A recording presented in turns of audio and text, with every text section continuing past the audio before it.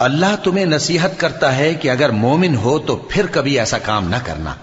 اور اللہ تمہارے سمجھانے کے لیے اپنی آیتیں کھول کھول کر بیان فرماتا ہے، اور اللہ جاننے والا ہے، حکمت والا ہے۔ جو لوگ اس بات کو پسند کرتے ہیں کہ مومنوں میں بے حیائی یعنی تہمت بدکاری کی خبر پھیلے، ان کو دنیا اور آخرت میں دکھ دینے والا عذاب ہوگا، اور اللہ جانتا ہے اور تم نہیں جانتے۔ اور اگر تم پر اللہ کا فضل اور اس کی رحمت نہ ہوتی تو کیا کچھ نہ ہوتا، مگر وہ کریم ہے،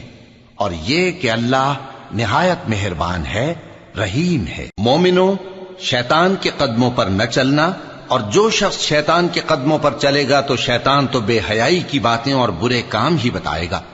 اور اگر تم پر اللہ کا فضل اور اس کی مہربانی نہ ہوتی تو ایک شخص بھی تم میں پاک نہ ہو سکتا،